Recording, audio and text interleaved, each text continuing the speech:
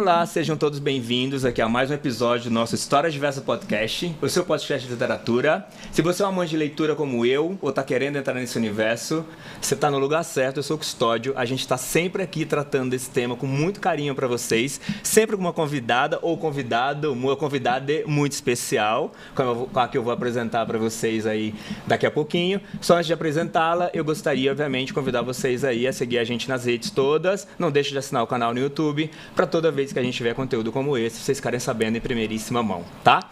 Bom, a nossa convidada de hoje é formada em letras pela PUC São Paulo, e em artes cênicas pelo Teatro Escola Célia Helena e pós-graduada em escritas performáticas pela PUC Rio.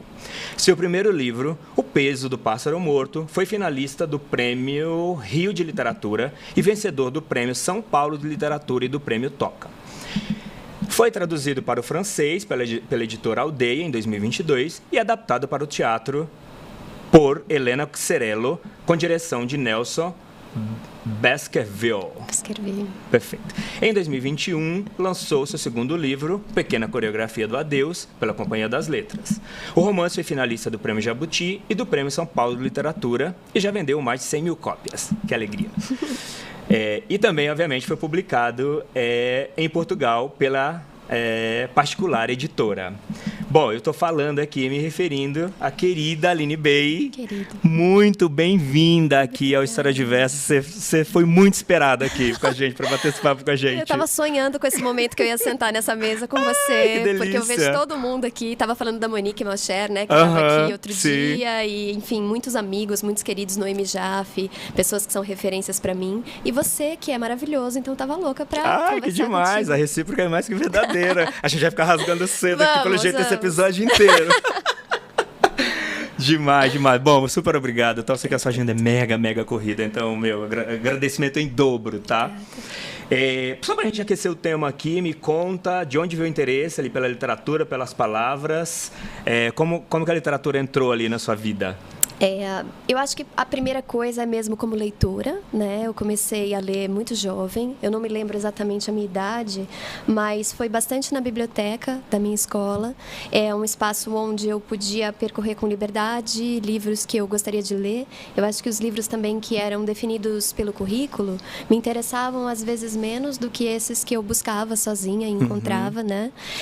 Eu não tinha livros na minha casa, então a biblioteca mesmo era um espaço de muito assombro e muita diversão. Demais. Muito. Eu também era bastante solitária, eu acho que continuo sendo, e eu acho que a literatura, ela é uma boa companheira para as almas mais solitárias, né? Para as pessoas que querem se divertir, que querem ouvir boas histórias, estar perto do lado humano da vida, Sim. mas que às vezes desejam ficar um pouco só também, né? Numa solitude muito gostosa, uma temperatura quente. Então, acho que isso vem desde a infância e tenho trazido até hoje. Demais. E é nessa solitude aí que você produz o que você está produzindo para o nosso amor e desespero ao mesmo tempo. Desespero. Amor e desespero é maravilhoso. Sim, eu acho que o escritor ele precisa manter, né, essa bolha de concentração que, claro, dura pouco, mesmo num dia, né, num tempo de um dia, é difícil você ficar o dia todo escrevendo. Você tem uma parte do dia, eu escolho uma parte que geralmente é amanhã, que é um momento onde eu consigo me concentrar e ao mesmo tempo me sentir ainda num estado de sonolência, que é um estado que eu acho que ajuda a gente a adentrar a ficção, né? Então, são minhas horas favoritas. É quase uma segunda fase dos sonhos ali, despertar-se, né? Despertar lentamente, assim. Maravilhoso. É que você já desperta muito acordada, né? Pelo seu texto. E quando você decidiu que escreveria seu primeiro livro, O Peso do Pássaro Morto, que também a gente vai falar um pouco mais dele durante o papo, mas quando você decidiu que escreveria esse livro, você pensou ou ele foi aparecendo aos poucos? Foi uma coisa que você já estava construído ou ele foi sendo construído durante alguma experiência sua de vida, assim? Eu acho que tem um pouco das duas coisas, né? Eu comecei a escrever oficialmente O Pássaro na oficina do Marcelino Freire. Não sei se ele já veio aqui. Não veio, mas virá. Estamos conversando. Tô ansiosa pelo episódio. Ele vai vir, sim. Não, tô falando bastante com ele, inclusive, pra gente achar uma brecha aí. Um beijo, Marcelinho. Obrigado pelo carinho sempre. Então, eu comecei a escrever O Pássaro numa oficina dele. Eu tinha feito uma oficina antes dessa oficina que eu comecei a escrever O Pássaro, onde eu comecei a ter um desejo de publicar. Então, antes de conhecer o Marcelino, isso era alguma coisa muito distante. Por mais que eu tivesse um sonho, escrevesse já há bastante tempo, e tinha um sonho em algum momento da minha vida de publicar um livro, eu sentia que eu só publicaria quando eu tivesse com uma linguagem bastante amadurecida. Eu pensava que era uma coisa que não ia acontecer comigo jovem. E com o Marcelino eu percebi que isso, na verdade, se dissolvia, porque a publicação ela é parte de um processo que é a construção da tua obra, da tua linguagem, da tua voz, que não é fixa, ela está em constante mutação. Perfeito. Né? E que também o exercício de um livro não é por ele ser tão definitivo no espaço, né? O livro é um objeto muito fixo, a gente diz, bom, então está pronto. Mas eu comecei a perceber que não é sobre estar pronto, mas é um gesto no espaço, né? E tudo isso pelo diálogo com o Marcelino e com os outros colegas. Então eu comecei a olhar para esses textos que eu escrevia e comecei a descobrir neles um ponto em comum que ecoava, que é esse verbo perder. Num primeiro momento eu fiquei com a impressão de que eu juntaria alguns textos e publicaria um livro de contos. Eu digo entre aspas porque para quem já me leu sabe, o meu estilo ele é muito híbrido, então seriam textos nessa mesma pegada do Pássaro e da Pequena, mas aí eu fui sentindo vontade de escrever um romance também, entre aspas, e o Pássaro veio chegando, assim, eu acho que a imagem de um canário se repetia muito nos meus textos, sem eu ter percebido isso quando escrevia, e esse verbo perder, eu acho que juntos eles foram me dando uma borda de escrita que foi se tornando Pássaro. Demais, demais. E essa experiência de escrever no coletivo também, né? Muito, isso é muito importante. Partiu da oficina, entendo que, até com o próprio Marcelino, né? Então eu imagino que isso também teve uma importância gigante também pro trabalho, para a obra, né? Sem dúvida, e eu acho que para o escritor, que também a gente estava falando de solidão, né, no início, a gente tem essa ideia colada do escritor e da solitude, mas também em alguns momentos é importante romper a bolha e se tornar o exercício de escrita coletivo, seja pelo sarau, a exposição para pessoas que você admira e confia, ou mesmo uma oficina de escrita. E eu acho que a oficina, para mim também, que foi atriz, fez toda a diferença, porque é uma arena, né? Um solo onde você pode oralmente expor a sua sensibilidade. Isso, como atriz, me alimenta muito. Maravilhoso. Você sai da coisa do corpo para a voz e para a alma, né? Exato. Que também é uma outra dança, né? E é uma escrita que retorna, porque depois que você teve essa experiência, quando você volta para o seu ateliê de solidão, teu corpo já não é o mesmo, ele já está vibrando frequências outras, né? Maravilhoso demais. E como que você chegou na editora? Você escreveu pela Nós, né? Sim. E como que você chegou na editora? Assim, você terminou o livro e mandou para algumas editoras? Você já tinha fechado com a Nós, que seria eles? Na verdade, foi uma grande surpresa, porque essa oficina que eu estava fazendo do Marcelino era uma oficina concurso. Ele faz esse esquema algumas vezes. Ele fez com a Carol Rodrigues, que eu acompanhei, que publicou o Sem Vista para o Mar, que é um livro que depois foi finalista do Prêmio Jabuti. Ele também, a Sheila Manioto, uma outra autora que eu admiro muito, com Desesterro, que ganhou o Prêmio Sesc e outros prêmios, ela também tinha participado dessa mesma oficina. E eu entrei justamente com essa proposta de ter o livro avaliado para ser publicado, né? E num primeiro momento seria pela editora do Marcelino, que é a Edite, que é um selo que ele tem com o Vanderlei Mendonça, que coordena Demônio Negro, né?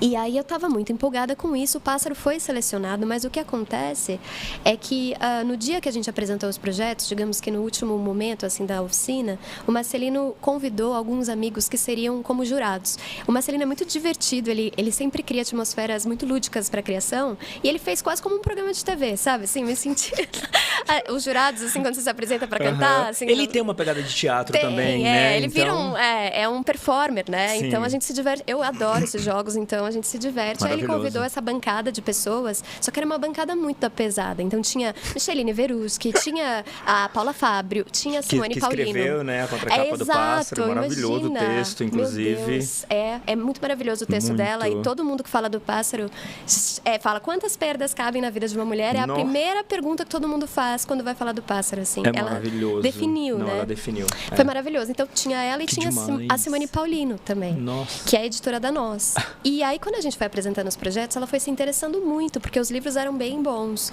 E aí ela combinou com o Marcelino ali naquela noite mesmo que ela entraria no projeto. Então o livro que fosse selecionado ela também publicaria.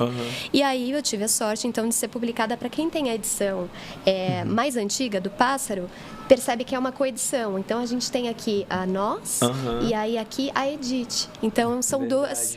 O meu tem também. São dois abraços, né? Aí depois de um tempo a gente entendi. ficou com a nós, né? Assim, tem até um agradecimento da Simone ao Marcelino, a Edith, a tudo que eles fizeram, né? Pelo livro, por mim e por nós. Mas aí a nós, então, assumiu. Essa é a 14ª impressão. Então, ele tá, se eu não me engano, na 20ª e lá vai coisa, assim. Que demais. Ele tá super bem, né? Também. Que bom. Muito bom. Demais. E aí você publicou o segundo pela companhia. Como foi, assim? E por que dessa decisão, assim? Quando eu tava... Eu assim, lancei o Pássaro, comecei a vender meu livro, né, pela internet. Então, ele começou a ter uma repercussão, para mim, absolutamente inesperada. Não tava imaginando que teria leitoras. Quanto mais que as leituras começariam a... Se propagar. Exato, né? O tal do viralizar, né? O livro começou a criar uma zona de interesse na internet que me surpreendeu. E aí eu fui fazer um evento, logo, uns 6 meses depois de ter publicado, a Primavera Literária, que é coordenada pelo professor Leonardo Tonos, que é poeta também, e professor da Sorbonne, e ele fazia, antes da pandemia, tinha esse evento, ele chamava alguns autores aqui do Brasil, e a gente ia divulgar o livro lá. Então, foi meu primeiro evento literário, e aí foi uma coisa que foi boa, sabe? Bonita, assim, forte, e aí um editor da Companhia das Letras me procurou para conversar, e ele falou, olha, quando você tiver teu próximo livro, eu estava escrevendo já pequena, né, pensando em algumas coisas, foi um processo de 4 anos depois do Pássaro. Mas ele me falou, se você quiser mostrar pra gente, eu vou adorar ler. Então ficou essa porta aberta, eu já fiquei escrevendo já com esse convite, Entendi. né? E aí quando eu terminei, mandei e deu tudo certo. Deu tudo certo. Excelente. São 2 casas excelentes, né? Excelentes. Estava em qualquer uma delas está em Nossa. excelentes mãos. Maravilhosa. Né? E sobre a escrita específica,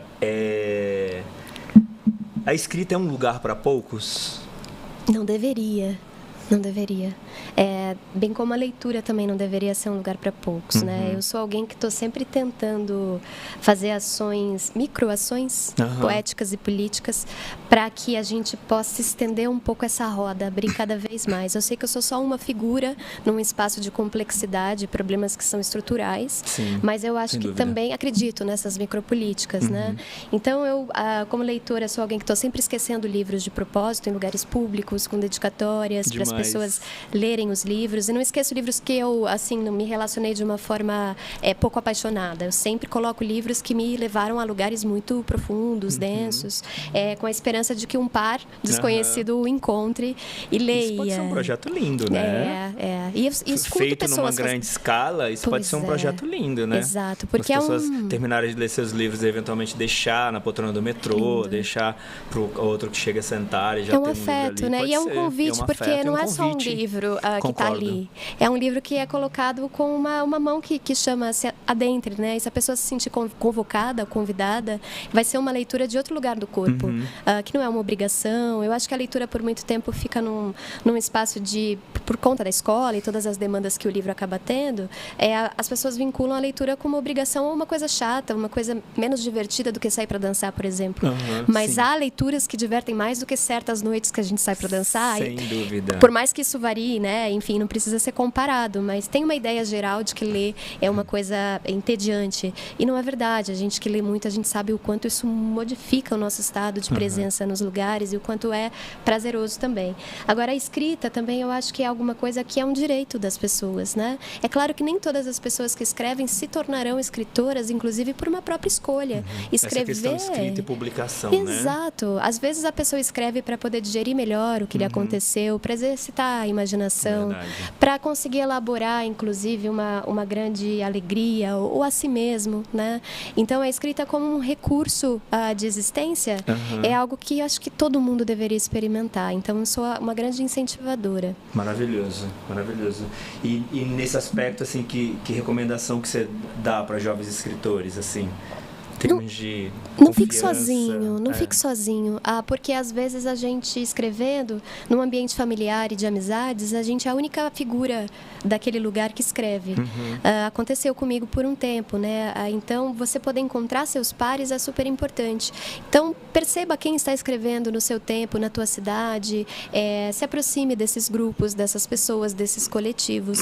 Caso não tenha na sua cidade nada, invente você então, seja você o centro. Comece a criar ondas de reverberação literária e artística no seu espaço. Não fique sozinho, porque sozinho às vezes parece que os nossos desejos artísticos são meio delirantes.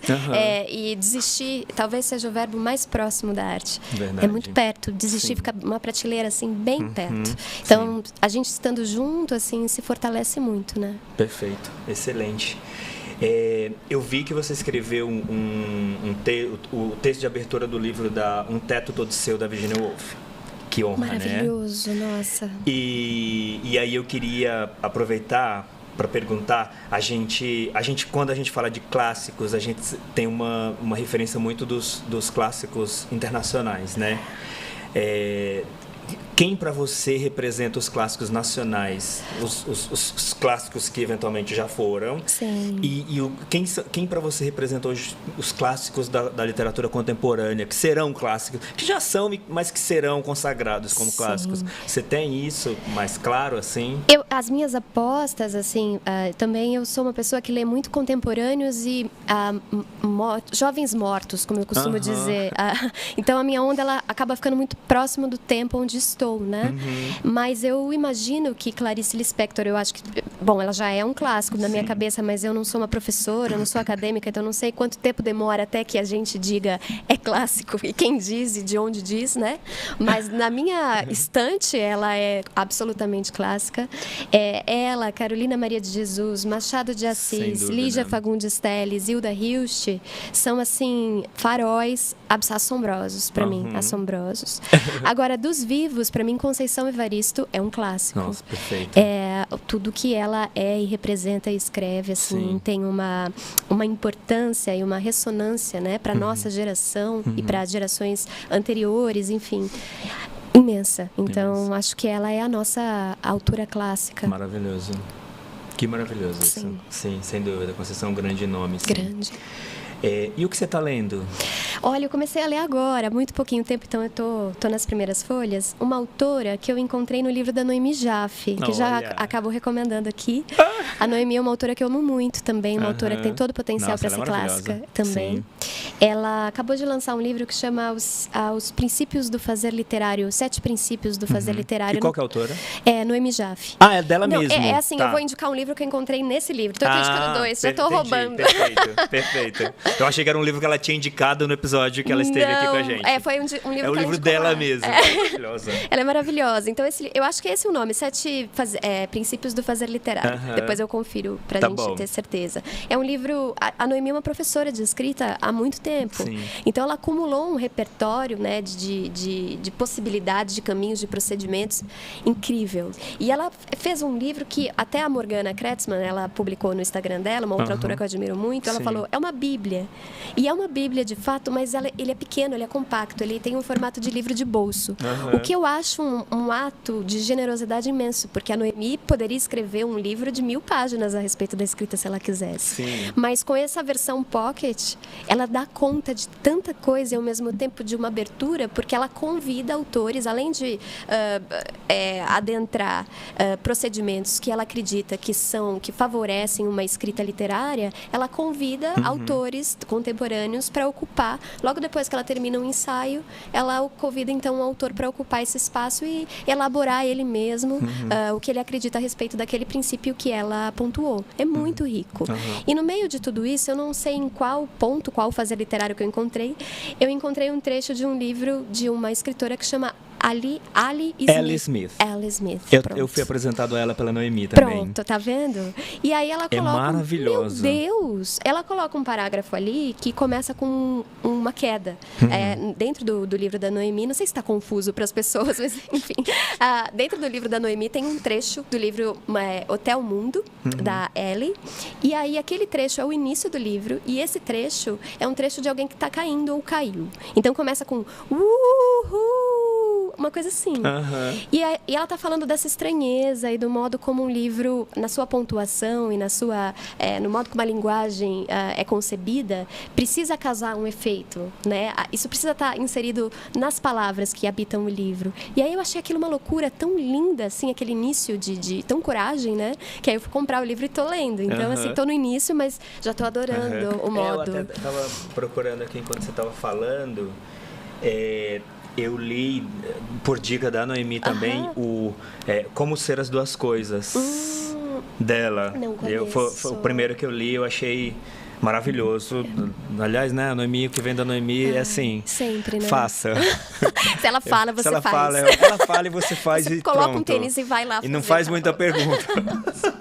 Só vai lá fazer o que Só ela faz, né? Maravilhoso. E tem algum que você não se conectou? Algum desse ano que você tentou ler e falou, acho que não rolou? Tem algum assim? Eu não falo de leituras que eu não gosto em público. Não. Por quê? Porque eu acho que cada pessoa tem a sua relação com o trabalho. E quando você já pontua que a tua relação não foi tão interessante, a pessoa, enfim, pode não ir até o livro, de repente. Claro que ela pode ir até o livro, porque você disse isso, mas algumas pessoas podem não ir ou ir depois, e ela pode, de fato, naquele momento, se relacionar super bem com aquele livro. Então, você está alongando um caminho que podia ser mais curto, ou impedindo uma pessoa de entrar em contato com alguma coisa, enfim, influenciando a pessoa a não entrar em contato com alguma coisa, sendo que isso é de uma ordem tão pessoal. Então, eu só falo de livros que me movem, que me moveram, até porque eu acredito que a leitura não é sobre ser um livro ruim ou bom, mas sobre o modo como a gente se abre corporalmente para um trabalho. E isso envolve muitas camadas que nem sempre são conscientes. Então, às vezes, não é o momento. Já me aconteceu de começar a ler um livro que não era o meu momento. Aí, eu vou dar um exemplo. Por exemplo, a tetralogia da Helena Ferrante, que eu acabei agora. Eu comecei a ler anos atrás, não entrei, e aí falei, eu acho que não é para agora. E aí eu comecei a ler esse ano e fluiu de uma maneira assombrosa. Então, é sobre isso. Entendi. Não, perfeito, super claro. Esse eu preciso começar. É incrível. Eu tô com... Qual dos livros que chama Amiga, alguma coisa? Amiga Genial é o Amiga primeiro. Genial, é o primeiro. Então esse eu preciso começar, mas já me indicaram muito esse livro.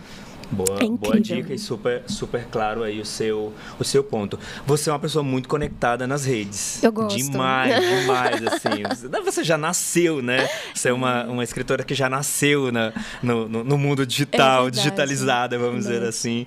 Então, a gente vê o quanto você conversa ali, interage, publica, se conecta, engaja ali com as coisas que estão acontecendo nas redes. Você se preocupa com cancelamento? De uma forma geral, ou mesmo quando você está escrevendo?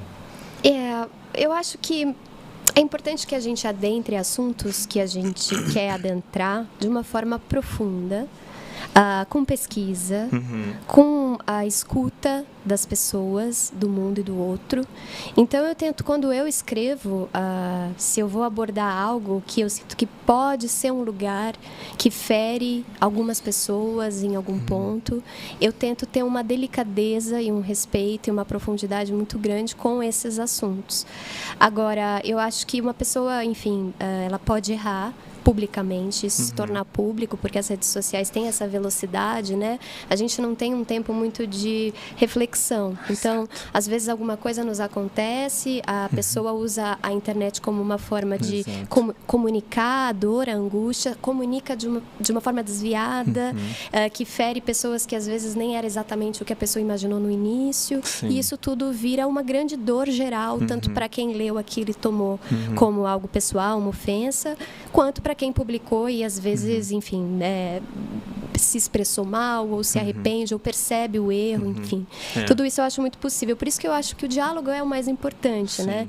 E a internet, por mais que seja um espaço de troca, ela também possibilita, às vezes, um diálogo muito encurtado, muito ferido pela fala que já quer se sobrepor à escuta, né? Que é uma fala por escrito, numa velocidade...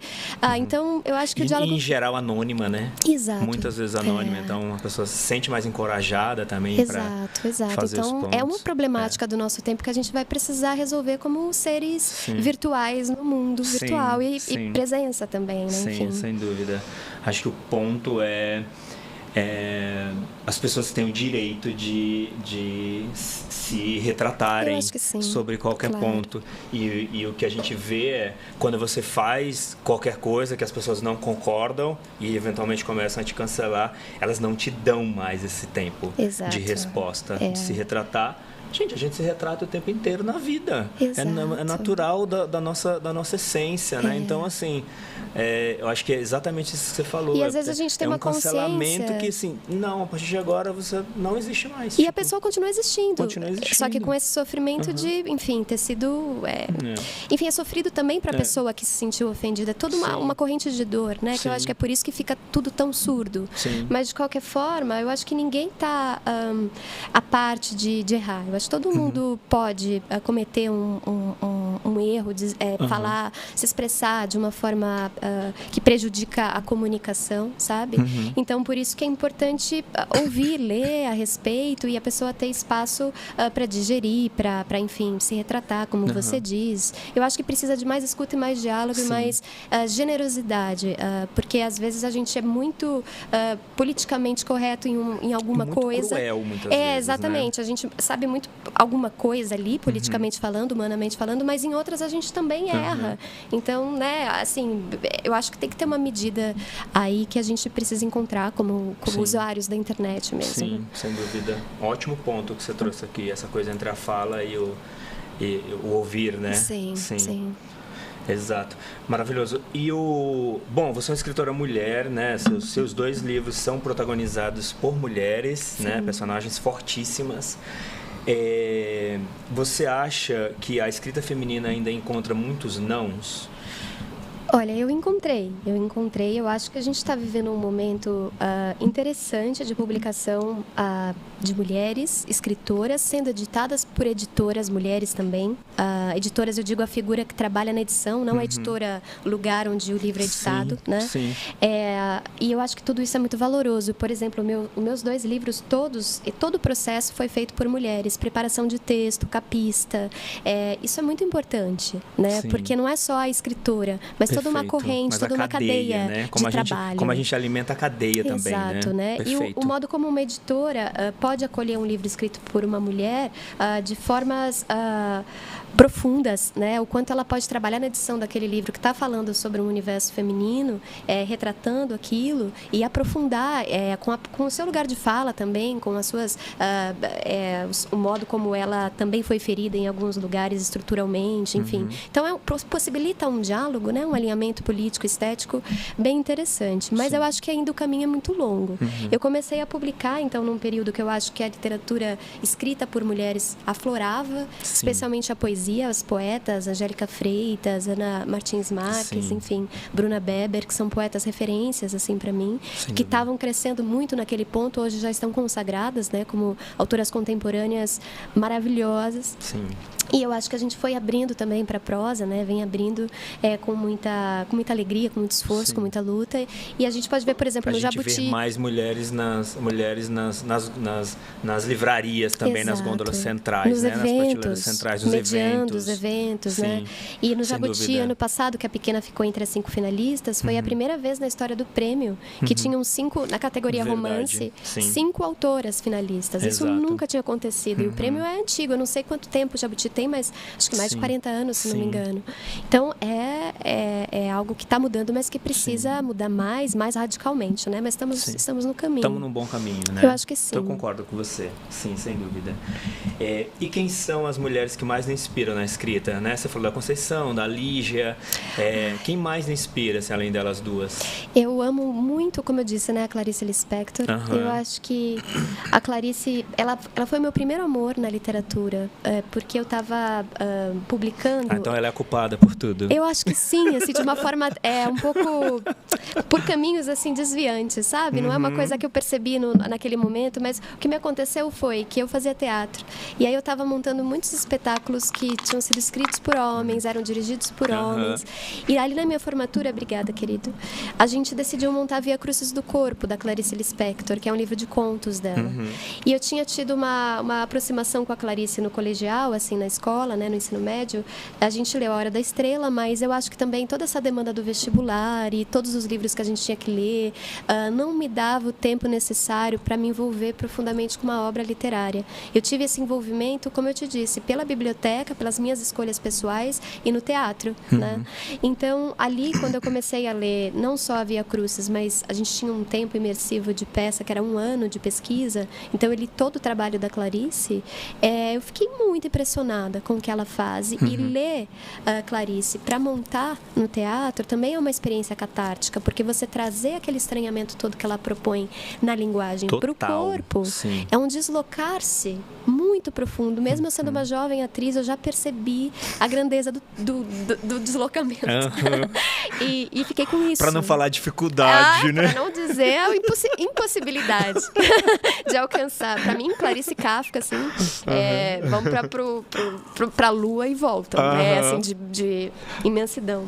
Sim. E aí eu entrei em letras, o nosso centro acadêmico chamava Clarice Lispector. Demais. E aí quando eu comecei a escrever, sempre muito perto, então, dessa grande impressão que Clarice me causou. Legal. E aí eu fiquei quase 10 anos sem voltar aos textos. E quando eu fiz 30 anos, eu tenho 35. Eu me prometi reler um livro da Clarice por ano. 35 com carinha de 20. Eu me prometi isso, esse feito. E aí eu comecei com 30, eu voltei a ler A Paixão Segundo GH. E fui vindo, né?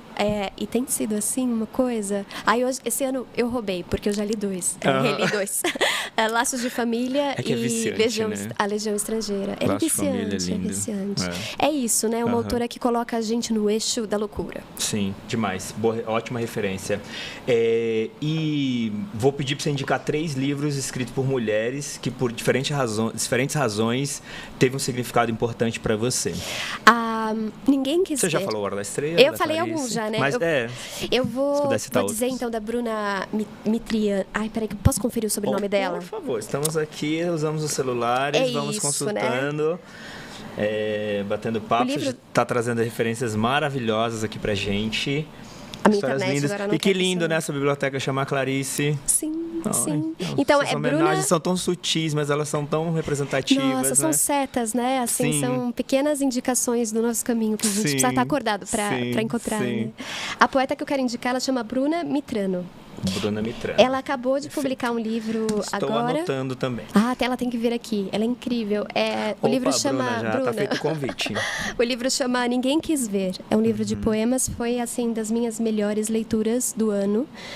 Estou muito, muito assombrada com o que ela conseguiu realizar nesse livro. Ela tem um primeiro livro que foi publicado 7 anos atrás. Então, teve um momento aí, né? Um momento de escrita longo, onde muitas coisas, enfim, acontecem, né? 1 ano, 2 anos, 3 anos. A gente vai também se transformando muito. Então, é um livro maravilhoso, que eu indico muito. Perfeito. Eu vou indicar também a Monique, que estava aqui. Eu vou... Aqui é tudo esse assim. Então, esse livro é maravilhoso. Tá no meu whitelist aqui já. Maravilhoso, maravilhoso. Ótimo. E eu vou indicar também a Monique Malcher, que esteve aqui Amo. com Flor de Gume. É uma autora incrível e uma artista. Flor é incrível, né? O Flor é incrível. Flor é profunda. O trabalho que ela faz, e ela também, além de tudo, ela é artista plástica, né? Ela tem colagens, ela faz capas de livros. Eu acho que esse fazer plástico dela tem tudo a ver com o modo como a palavra dela habita a folha e nos habita também, sabe? Sim. Fincando Sem suas dúvida. cores e formas na gente. Sem A escrita dúvida. dela é muito poderosa. Quem mais que eu vou indicar? Um terceiro. Eu vou indicar um autor que eu amo muito, que é o Jefferson Tenório. Adoro. Ele tem 2 livros que, para mim, assim, são fundamentais na nossa literatura contemporânea. Ele é muito jovem, mas eu já aposto que ele se tornará um clássico. Sim. Então, ele tem O Avesso da Pele, que é um livro muito lido. Acho que Sim. quem está nos ouvindo com certeza conhece. Mas quem ainda não leu, corra. Tem uma peça que está sendo uma adaptação linda do livro, né? Também assistam. Eu vi que está para o Rio agora. Tá pro Rio agora, exato. Então, eu ia falar isso. quem está lá pode correr. E eu também indico Estela Sem Deus, que é o segundo romance dele, Sim. né? O Avesso da Pele é o terceiro. É lindo, Estela, também. É lindo, Estela. Então, eu indico esses 2. Boa, super. Ótimas indicações aqui. Que livro que você gostaria de ter escrito e por quê? Olha, eu sei que vai parecer loucura, mas nenhum Os meus. Tipo... É porque, os meus podem ser os meus? Pode ser os meus, assim, não porque eu acho que eles são ótimos, não, mas é porque são meus, porque tudo que eu consegui ou tudo o que eu falhei nesses livros é muito meu. E eu quero mesmo o meu caminho, quero a minha palavra, quero a minha investigação, quero encontrar os meus modos de fazer. Então eu fico com os meus livros. Perfeito, tá em ótimas mãos, inclusive, porque são maravilhosos os dois. Então, pode ficar tranquilos, que estão em ótimas mãos, sem dúvida. E aí, a gente falou aqui quando eu estava te apresentando, dos prêmios, né? Sim. Dos livros, né? O Peso, que ganhou o Prêmio São Paulo, o Pequena Coreografia, que foi finalista de Jabuti. Qual a importância dos prêmios para você? E que prêmio que você gostaria de ter, assim? Tipo, tem algum? Olha... Aqueles um Nobel. Nossa, nem tava pensando no Nobel. Nem tava pensando. Mas eu acho que, claro, o Jabuti, ele tem uma... o meu coração fica quentinho, assim, de imaginar se um dia... porque eu acho um prêmio... muito importante. Vai chegar esse momento, eu quero celebrar muito ele com você. Espero que sim. Quando eu fiquei finalista ano passado, foi um sonho tão bonito, sabe? E o Prêmio São Paulo, né, que foi um prêmio que acolheu o meu primeiro livro e que você pergunta, né, a importância dos prêmios. Eu acho que o prêmio tem uma relevância imensa para a vida do autor. A gente não pode escrever esperando que isso nos aconteça, porque é um ponto raro dentro de um percurso muito longo e profundo que a gente faz na escrita. Mas quando acontece é uma alegria, porque a repercussão do prêmio ajuda a gente a chegar em lugares que talvez sem ele a gente não chegaria. E eu acho que aconteceu muito isso com o Pássaro. O Pássaro estava indo super bem, eu estava vendendo meus livros pelo correio, mas quando o prêmio chegou, uma outra bolha de leitores que não me conhecia ainda começou a se interessar pelo trabalho, né? Sim. E se manteve interessado, né, na Pequena e nas próximas coisas que eu fizer. Então, eu acho que os prêmios são muito valorosos. Eu acho que a gente devia ter mais prêmios, mais editais, mais tudo, incentivando a arte nesse país. Porque, de fato, para os artistas faz muita diferença e para o público também, né? Porque entra em contato com obras que às vezes ainda não tinham chegado no seu campo de visão. Sim, e a própria imprensa, de uma forma geral, também dá mais visibilidade para esses momentos, o que dá mais visibilidade também para a literatura e automaticamente traz ali leitores novos, né? Então, isso também é uma corrente muito positiva. A própria Monique, né, ganhou o Jabuti com dela. Exato, ganhou com o Gumi de contos, sim. O quanto eu sinto, né, assim, como leitora dela. Ela contou aqui, né, o quanto o Jabuti colocou ela e o Gumi, o Flor de Gumi, em outro lugar, né? Exato. Então, Luísa Romão também, que ganhou no passado, uma poeta maravilhosa. Sim. Então, tem uma repercussão muito positiva mesmo. Sim, sem dúvida. Perfeito. A gente tem um quadro aqui, você ouvinte do podcast, já conhece, que a gente chama de Momento 3 vezes. É um livro, você já falou de alguns, se quiser repetir, não tem problema. De um livro para enaltecer, que representou muito para você. Um livro para emprestar, um livro que em geral você acha que as pessoas em geral vão gostar daquele livro. E um livro para esquecer. Para esquecer. Bom, eu acho que para enaltecer, eu vou de Yoga, que é um livro do Emmanuel Carrère. Eu não sei se eu estou falando bem o nome dele. Desculpa as pessoas que falam francês.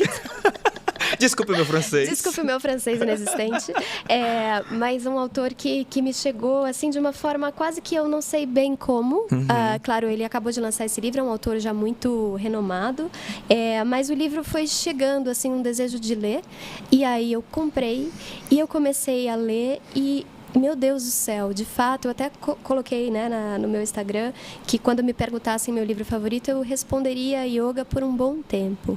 E é de um lugar assim tão sincero isso e ao mesmo tempo difícil de elaborar em linguagem, porque o livro ele tem um enredo que se eu for dizer, as pessoas vão falar, mas e daí, sabe? Mas é que o modo como ele percorre, o que ele propõe, e o modo como ele unifica uma simultaneidade de acontecimentos que parecem quase desconexos, e ele consegue fazer isso tudo habitar um livro como se fosse um bicho marinho, assim, sabe? Maravilhoso. É maravilhoso. E o modo como a linguagem dele faz companhia. Eu nunca tinha me sentido tão acompanhada por quem escreveu, pouco, né? A minha solidão foi o nível, assim, o termômetro baixou para lá. Eu estava acompanhada por um grande amigo. Então, foi uma voz, eu fui lendo muito devagar para não acabar. Sim. Porque eu sabia que aquela voz não ia se repetir tão cedo, né? Porque é muito raro esse encontro, tanto meu quanto dele, porque não é só sobre o livro, é também sobre, como eu disse, uma espécie de abertura que a gente tem e que encontra no momento exato aquele trabalho. Sim. É como se você estivesse no melhor momento possível para ler aquele trabalho. Sim. Então, quando isso acontece, é um alinhamento cósmico, né? Sim. Então, foi muito impressionante. Perfeito. E aí você falou um ponto que eu gostei muito, que é a questão do enredo, né? Que tão importante quanto um enredo é o que você faz com ele, né? Exato. É mais importante. Na literatura é mais como. Importante. Você pode ter um enredo maravilhoso e construir uma história pobre, Exato. Eventualmente, e você pode ter um enredo que não é tão maravilhoso e construir uma história linda e aconchegante e próxima e etc. E humana, né? Humana. E pode nem ter enredo também. Pode tudo, a literatura pode tudo. Então é muito impressionante que autores diferentes fazem com materiais, ferramentas diferentes, Sem né? dúvida. Então esse é o livro que eu inateço. O outro é para emprestar. Eu impresso meus livros muito, mas são tantos. Te devolvem? Me devolvem. Olha. Às vezes não, mas tudo bem, eu compro outros. Mas eu acho que eu vou emprestar, então, a Garota, Mulher, Outras, da Bernardina Evaristo. Sim. Que é um livro monumental. Maravilhoso. Assim, também foi uma experiência que eu tive ano passado e que ficou sendo a minha grande companhia do ano também, assim como Yoga. São livros absolutamente diferentes, né? Mas ela tem uma proposta de cuidar de muitas vidas nesse livro. Ela tem várias vozes. Então, são vozes muito diferentes que se trombam, encontram, se relacionam de forma surpreendente nesse livro. Então, ele tem uma arquitetura vista de cima muito, muito fabulosa, muito técnica também, né? E lendo um outro trabalho da Bernardini que chama Manifesto, que é um livro que ela publicou recentemente, onde ela vai elaborar o próprio processo criativo, falar da sua trajetória, que foi atriz também, de teatro e tal. É um livro maravilhoso. Recomendo como uma leitura ou anterior ao Garota, Mulher, Outras, ou pós. Eu li pós e achei muito legal, né? Perfeito. E aí ela conta o quanto ela reescreveu esse livro, o quanto ela demorou para chegar no lugar que ela chegou com esse livro. Foi um livro que ela ganhou o Man Booker Prize, foi um livro que projetou a Bernardini para o mundo todo, né? Então mudou completamente a carreira dela. Então, eu acho bonito. Já para português. Traduzido, a companhia publicou o Manifesto e o Garota, Mulher, Outras. Lindo, e a capa é linda, lindo, né? Lindo. Nossa, maravilhoso. Anotado aqui também para mim. E aí, então, é um livro que eu impresso porque eu acho que é um livro que todo mundo vai amar e é um livro muito bem executado no seu projeto e é um livro que emociona demais. Maravilhoso. E para esquecer? Para esquecer? Que livro que eu posso esquecer? Algum que eu já tenha esquecido, né? Sim, tenta lembrar. Eu vou roubar um pouco. Eu vou dizer de um livro que eu precisei reler porque eu lembrava pouco. Tá. Que é o Pedro Páramo, do Juan Rulfo. Sim. Foi um livro que eu li quando eu estava na oficina do Marcelino, que me impressionou muito naquele momento, mas depois eu lembrava só de que alguém chegava num lugar onde tudo estava morto. e é um pouco isso. Los né? muertos. Los muertos. Então eu voltei e é maravilhoso, mas eu esqueci um pouco, tinha esquecido um pouco da história. Mas voltou para poder Voltei recuperar. Para recuperar, que é um livro maravilhoso. Maravilhoso. Eu queria falar um pouquinho aqui do Pássaro, tá? Que esse livro, o primeiro livro da Aline, maravilhoso. Aí o segundo aqui também pra galera também, né, ficar atento. Eu sei que seus livros são super conhecidos, mas não custa reforçar aqui. O Pequena Coreografia também é lindo. Mas eu queria falar do Peso do Pássaro, né? Nos dois você trata de histórias de mulheres, né, ali com muita poesia, mas também com muita profundidade, né? No sofrimento, nas mazelas, né? Nas questões, né? Do universo feminino e tudo. E eu queria te perguntar como é que foi para você, está sendo, na verdade, falar desses temas e qual o principal retorno das pessoas nesse aspecto, principalmente as mulheres. Sim, eu acho que chega muita... Eu sou também uma autora que é muito aberta ao diálogo, né? E as minhas redes sociais, elas chegam muitas coisas, né? Muitas mensagens, muitos comentários de leitura e também nos eventos que eu faço presencialmente, as pessoas, boa parte das pessoas que vão já leram e vêm me dar notícias das leituras que têm feito dos meus livros. E sempre é um lugar muito íntimo. Eu acho que os dois trabalhos acessam lugares de emoção e de trauma para as pessoas. Sim. E por mais que, principalmente para as mulheres, né? E por mais que elas não tenham vivido exatamente o que o livro desenha, elas já viram alguém que viveu, ou foi a mãe, ou foi uma tia, ou foi uma amiga. Então o livro ele acaba sendo um gesto de comunicação com outras pessoas. Então, alguém me lê, uma mulher, geralmente, entrega o livro para analista. Isso acontece muito com a pequena, por exemplo, porque ela cuida de questões familiares delicadas e que, às vezes, são difíceis de elaborar diante de alguém, né? Porque, enfim, são questões íntimas, questões com a mãe, criticar uma mãe, dizer que uma mãe não é exatamente aquilo que as pessoas acreditam que é, né? Dói, porque fere um lugar já muito estabelecido de que a maternidade é quase uma santidade, uma mulher que não erra, ou que erra tentando acertar, né? Sim. E então é difícil elaborar essas dores mais íntimas. E a pequena costuma ser uma ponte, então, de, olha, aqui tem alguma coisa que me acontece em casa que eu ainda não consegui te dizer. Então, tem isso, e o pássaro também tem isso de ser presenteado como uma espécie de diálogo. Olha, eu sei, olha, esse livro vai te acolher, eu acho que esse livro vai compreender. Então, tem isso, né? Tem essa intimidade entre mulheres que desejam também sair de um lugar de silenciamento, porque por muito tempo essas dores ficaram num lugar secreto, porque a dor do feminino, ela também... Muita gente me pergunta isso, por que a dor? Porque não tinha sido dor até pouquíssimo tempo atrás, porque essa dor estava velada, porque essa dor estava enterrada num lugar que assim, não era público e precisa se tornar, porque esse choro é coletivo, ele é nosso, ele é responsabilidade de todo mundo. Sim. Então, há um período onde a gente vai precisar dessas águas percorrendo isso, para que depois a gente escreva sobre outras coisas, mas ainda não, ainda tem muito a ser dito a respeito da dor do feminino, né? Sim. Tanto que não sou só eu que falo sobre esses temas, se a gente pega uma autora que eu amo, por exemplo, como a Jaridia Reis, nesse livro dela, Esse Último Corpo Desfeito, um romance, onde ela elabora uma dor imensa de uma avó e uma neta e uma mãe, e vários afetos e desafetos entrelaçados com uma complexidade assombrosa. Eu nunca vi nada parecido. E é um livro que a gente reconhece imediatamente como algo íntimo e que a gente já viu reverberar na nossa intimidade, mas publicamente ainda não. Então, esses gestos são políticos e muito necessários. Perfeito. Ótimo, excelentes pontos.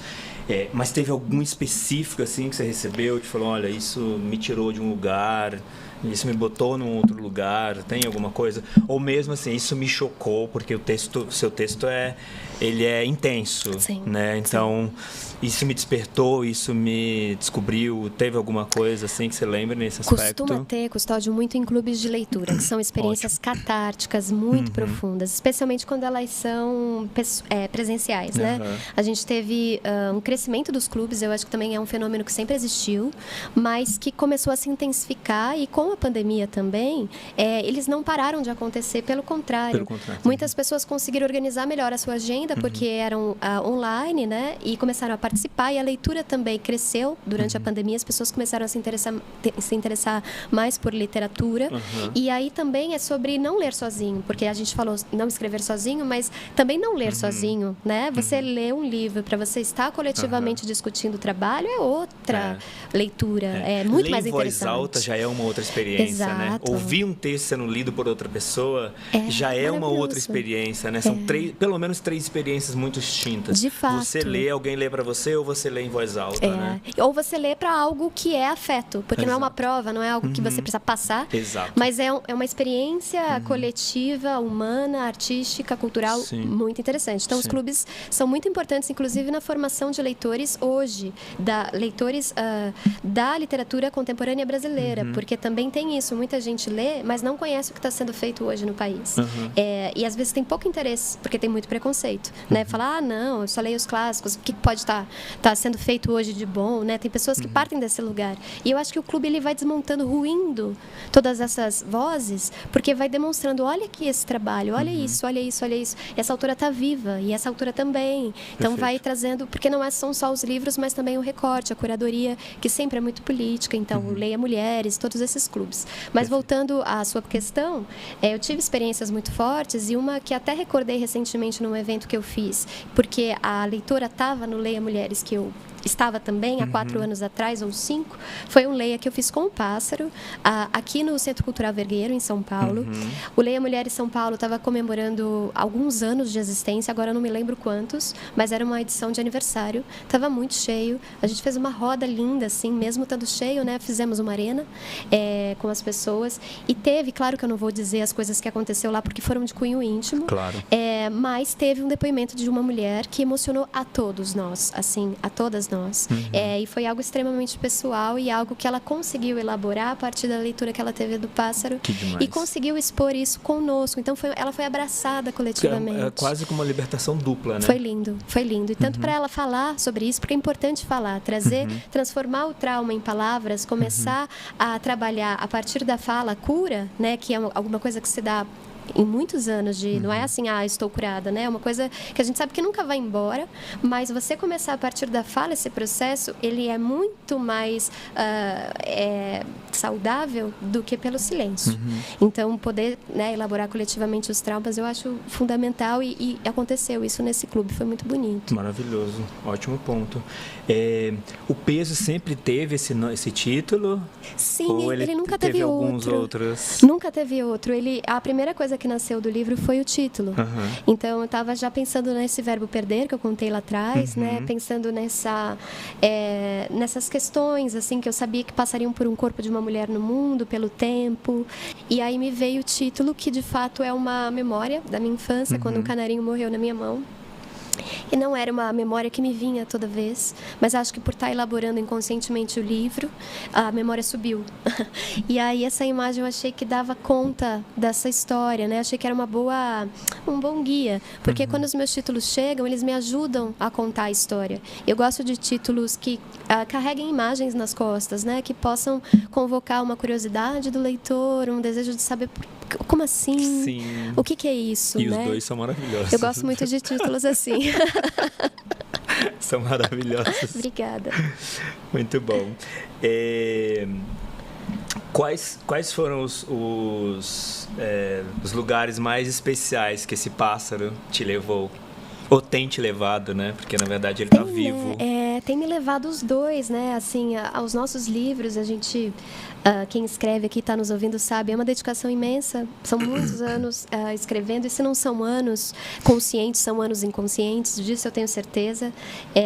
E é um trabalho que exige muito de nós e que nem sempre chega a um retorno óbvio desse trabalho, né? Então, não é sobre méritos, assim, eu escrevi, trabalhei, batalhei, vou conseguir. Nem sempre é assim. Às vezes, um livro chega num momento onde ele ainda não é recebido como ele poderia ser. E ele, às vezes, só acorda daqui 100 anos. Né? Então, a gente nunca sabe. Uma carta para o futuro. Que futuro? A gente não sabe. Mas eu me sinto muito privilegiada e muito grata por conseguir viver da escrita. Né? E eu acho que o Pássaro começou a me dar isso e a Pequena continuou esse processo de materializar esse sonho que estava num lugar muito afastado, assim, do que a minha rotina poderia ser na vida adulta. E, de repente, com esses 2 livros, eu consigo resolver a minha vida prática também. Sabe, eles me dão isso.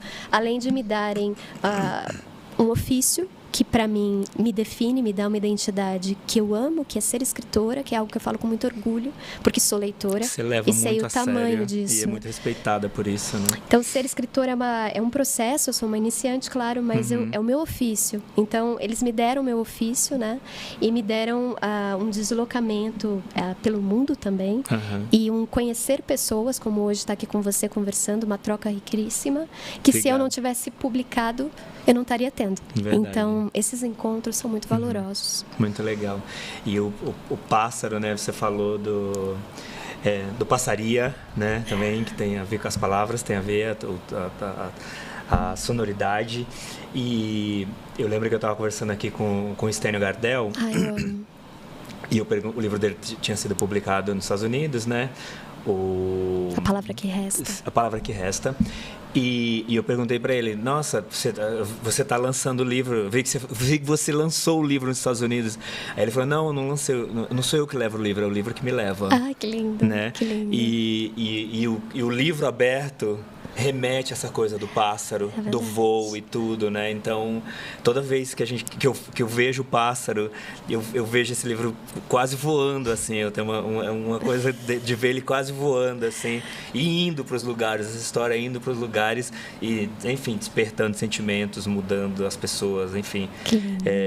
Eu queria aproveitar essa imagem linda que você fez para indicar uma livraria que chama Livraria da Tarde. Você conhece? Conheço bem, e ela tem um teto que é todo de livro aberto. É verdade. Livros não pintados, gente. São livros, são esculturas. Livros expostos. Então quando vocês entrarem na livraria, vocês já olhem para cima que vão ver esses pássaros que o Custódio disse. Maravilhoso.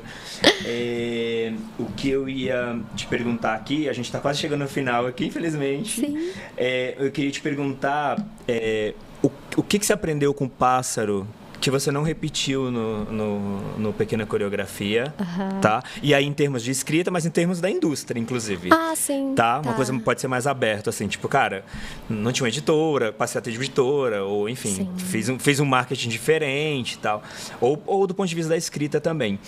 E o que tem nos dois que você não tá repetindo no terceiro que você falou pra gente, e aproveitar na mesma pergunta para você falar um pouquinho do terceiro, como é que ele tá, o que você pode falar dele. Tá. Eu acho que vou começar pela última, então, essa questão do que não repetir, né?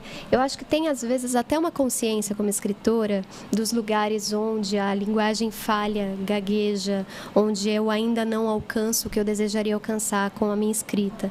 Mas isso não me coloca num fôlego de já alcançar. Por mais que eu perceba, eu ainda não tenho musculatura, não tenho linguagem para atingir o que eu desejo.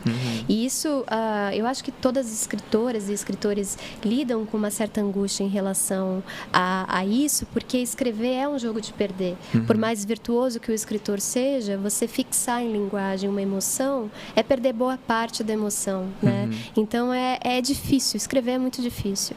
E eu acho que uma coisa que eu tenho tentado acalmar meu coração é a própria pressa. Eu acho que O Pássaro é o meu primeiro livro, então ele tem eu costumo dizer que é uma inocência luminosa, né? Que acho que os primeiros livros têm, mas ele é muito apressado, ele voa pelas cenas, ele pelas ações. Quando você menos esperou, ele voou. Eles correm, né? Assim, é de uma rapidez, assim, porque há um susto que é meu e que não é do livro, que é o susto de escrever a sua primeira história. Eu acho que quanto mais a gente, como escritor e artista, puder recuar as suas emoções e ego para que a história possa ter o que ela precisa ter por ela mesma, melhor para nós e melhor para o livro. Então, é um exercício de recuo, que é o que eu estou tentando fazer no meu terceiro livro. Não que eu não tentei fazer no primeiro, não que eu não tenha tentado fazer no segundo. Mas você está fazendo mais consciente. Mas estou tentando fazer cada vez mais isso, recuar, né? Agora, eu acho que a escrita deles, assim, tem assuntos, os meus assuntos são muito cíclicos, né? É quase como se eu tivesse escrevendo uma trilogia da casa ou da dor, né? Eles conversam em lugares muito próximos, né? E eu acho que tudo bem, eu vou escrever sobre isso até que isso se esgote ou até que eu sinta que eu possa subir o próximo degrau, né? Respeitar também, eu acho, a intensidade dos assuntos que me assombram, né? E eu acho que tem na Pequena algo que se inicia no Pássaro, que é a minha primeira investigação mais longa, de um silêncio que se estende não só por dentro da palavra, mas fora, na página. Eu acho que a Pequena, ela assume isso com mais propriedade e ela também toma outras decisões que assentam o meu estilo numa espécie de início de maturidade que pode vir a chegar. Eu acho que o estilo, o meu jeito de fazer as coisas na Pequena ganha alguma coisa que é o próprio fazer e repetir acaba assentando coisas, né? Eu acho que a Pequena está mais assentada. O Pássaro, ele está um pouco mais como se ele estivesse formigando na folha, quase saltando. Sim, né? A medo, a susto, enfim, tudo isso.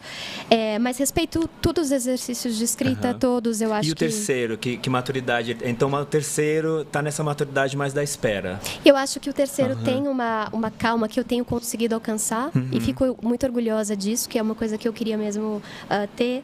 Eu não sei... é um exercício, não é? Um exercício. Porque tem uma ansiedade de publicar também, não tem? Muito. E eu acho que também tem, do outro lado, tem um pedido também do público para ver mais coisas suas, né? Exato. E a gente quer mesmo que esse momento aconteça, a gente quer lançar o nosso livro. O Marcelino, ele falava na oficina, né, que tinha gente que entrava na oficina para lançar livros só pela coxinha e pela champanhe. A pessoa não queria nem saber do livro, ela queria o evento. Só o evento. Passou o evento, obrigado. Tudo bem, obrigada. É só a festa que a gente quer, né? Mas eu acho que a festa fica muito mais bonita se a gente tiver um trabalho que a gente sabe que fez tudo que pôde por ele. Sem dúvida. E é por isso que eu consigo caminhar com os meus livros com tranquilidade. Por mais que eu saiba que eles ainda não são a minha maturidade de escritora, eu fiz tudo que eu pude por eles no processo. Então eu tenho tranquilidade de carregá-los. Perfeito. Maravilhoso. Obrigado aí pela aula. Imagina. Você sempre dando aula. E aí, até tem uma pergunta aqui sobre o aulão que eu fiz com você. O aulão. São duas perguntas pra gente fechar aqui. A primeira é o que a Aline Bey gosta de fazer fora dos livros da literatura, para as pessoas também te conhecerem um pouquinho desse palco, fora desse palco da literatura. É difícil separar minha vida da literatura, Custódio, porque não é um lado B, sabe? Assim, indissociável. É impossível. Teve até uma vez que eu fiz um trabalho no Sesc, e o moço que me mediou, o Guilherme, ele foi me buscar, né, no aeroporto, enfim. E a gente no carro conversando e tal. E depois, quando ele mediou a mesa, ele falou, cara, eu queria saber quando que você não é escritora, porque no carro, eu te trazendo do aeroporto pra cá, você é sempre uma escritora, sempre uma artista. Cozinhando e tal. Eu não sei, é quem eu sou. Eu não consigo desassociar. Entendi. Ler, escrever e ser uma artista é alguma coisa que eu sou. Então, todas as minhas atividades, elas são sobre isso. Ouvir música, dançar. Estão minimamente relacionadas, né? Minimamente. Mesmo viagens. Muitas que eu faço são pela literatura. Então, é quase que impossível, né? De desassociar. Eu sou o que eu faço, né? Acho que é por isso também que você faz com tanta... Você se dedica tanto e é tão... com tanta profundidade também no tema, em tudo, né? Sim. Que acaba o resultado é isso que a gente tem aqui nas mãos. E aí, falando do aulão, que eu adorei que você falou que o aulão, a gente se encontrou na livraria e você falou, o aulão vai ser na hora da missa, né? De manhãzinho. Eu adorei. Eu lembro. Ao invés de ir pra missa, vamos pro aulão. Só os... Foi maravilhoso. Acho que você tem fôlego de escrita, mas você tem fôlego de speech também, né? Absurdo, assim. Eu fiquei muito impressionado que você não parava de falar. Você falou por 4 horas e não faltava assunto, e assuntos profundos e tal, assim. Foi uma experiência incrível, incrível mesmo. E nesse aulão, uma coisa que ficou assim na minha cabeça, você falou bastante de obsessão. Sim. No bom sentido. Sim. Obsessão por, né, fazer o melhor, por, né, observar, por cuidar do outro, por cuidar da fala, por cuidar da escrita, por cuidar de tudo. Obsessão pelo cuidado. E eu queria te perguntar, finalizar aqui te perguntando, você está obcecada nesse momento pelo quê? Pelo meu terceiro livro. Por mais que ele tenha um tempo ali, que a gente tem que respeitar o tempo. Exato, mas esse tempo ele não é um tempo de dispersão, ele é um tempo de pura obsessão. Né? Perfeito. E eu tô muito apaixonada pelas minhas 3 personagens, né? Nesse livro eu tenho 3 protagonistas, é um livro em terceira pessoa, então ele me dá uma outra voz que também é um personagem, e então eu tô tentando entender quem narra, né? Que voz é essa que nos meus 2 livros quem narra é a própria personagem que vive. Agora quem narra não vive, mas observa, e não só observa, mas se infiltra, né, está dentro e fora. E esse dentro e fora é um assunto que tem me tomado muito, esse devir, né, que o Deleuze fala tanto. Sim. Então, estou muito obcecada por tudo que o livro abre de possibilidades estéticas, filosóficas, existenciais, enfim. É um processo que eu amo, né? Ansiosíssima. Obrigada, querida. Eu e muita gente, com certeza. Eu já fiquei aqui assim, ó. Cadê esse livro? Já tá na Amazon. Exato. Cadê esse livro? Quando? Mas nem vou te perguntar quando, porque vamos respeitar o tempo juntos aqui, esse tempo maravilhoso que você citou aqui, juntos. Eu falei que era a última pergunta, mas tenho mais uma pergunta. Tá bem. Porque você foi falando e eu fui lembrando disso. A estética, né, dos seus 2 livros é uma estética parecida. Sim. Né? Até um amigo meu que leu seu livro, by the way, amou, mas quando ele comprou o livro, ele falou: amigo, eu gosto de coisas certinhas. Eu não tô conseguindo. Tem gente que falei, sofre, não, vai, se liberta do certinho que vai dar certo. E ele amou no final. Que bom. A estética também passa por uma coisa parecida com os 2 livros, com esses 2 livros, eu primeiros. Acho que mesmo que a gente pense que sim, que há um mesmo modo de compreender como a folha e o espaço e a pontuação e a grafia das palavras pode contribuir na narrativa, eu acho que assim, são regras que já estão na mesa, né? Eu acho que cada livro tem o seu desenho na folha. E a descobrir como o bicho vai ser, assim, por dentro, e eu digo bicho mesmo, um bicho Lígia Clark, sabe? Qual vai ser o formato desse texto no sentido de respiro, pulsação? Se ele vai se parecer mais, se eu esticar um livro todo, como é que ele é? Sabe, assim, quais são os relevos que ele tem? Qual planície que ele forma? Então, são perguntas que eu ainda não tenho resposta. O texto vai definir essas ondas também. Essas ondas, porque tem a ver com a respiração dos personagens, a pulsação interior da própria história. Então, já tem algumas coisas muito definidas no livro que eu escrevo agora, né? De jeito de estar na folha. Mas eu sempre me dou liberdade, eu não quero ficar em algo fixo. Isso é algo vivo, que está sempre a serviço da história que está sendo contada e vai sendo descoberto na pele da própria história. Não é alguma coisa que vem de fora e se encaixa, né? E nem um desejo de, enfim, matar nada, mas manter as coisas sempre em movimento, eu acho. Sim, perfeito. Que esse movimento seja eterno, tá? Pra gente. Bom, chegamos aqui no final do nosso papo. Queria te agradecer demais. Foi super gostoso. Obrigada. Muitas referências legais. Parabenizar pelo trabalho, né? Os 2 livros e o terceiro que tá por vir aí. Você é uma escritora super jovem, muito envolvida com o tema, com a indústria, com tudo. Eu não sei como você arruma tempo para estar em tantos lugares que você tá. Falta o TikTok. Meu Deus, mas o TikTok a gente vai fazer isso juntos. Deixa esse livro sair que a gente vai cuidar desse TikTok juntos. Obrigada, amigo. Então, queria te agradecer demais, te agradecer pelo seu tempo aqui com a gente. Agradeço. E agradecer por tudo que você está fazendo pela literatura, pelo seu envolvimento, pela sua entrega. Você está sempre entregue em todos os lugares que eu te vejo, que eu te assisto, até no aulão, inclusive. Na missa. Você está entregue, assim, é uma coisa linda de se ver. Eu te assisti também discutindo aquele dia na Gato Sem Rabo, a Lígia, a obra da Lígia. Cara, que coisa linda. Então, parabéns. Obrigada. Por favor, continue. Obrigada. Que realmente um presente pra gente ter você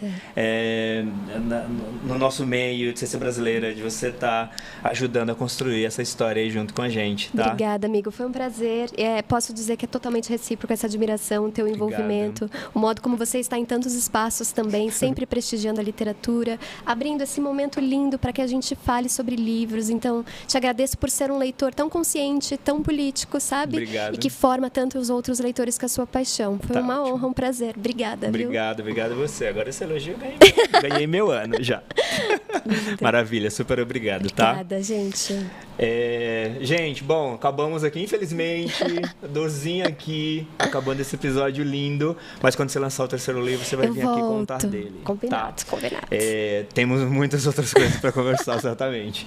Mas super obrigado aí pela sua audiência, papo delicioso aqui. Não deixe de comentar aí o que vocês acharam do episódio, dos livros recomendados, quem vocês gostariam de ter aqui no pod, como próximos convidados. Super obrigado novamente aí pela audiência e a gente se vê em breve num novo episódio aí, tá bom? Um beijo grande, fiquem com Deus e a gente se vê em breve, tá bom? Beijão!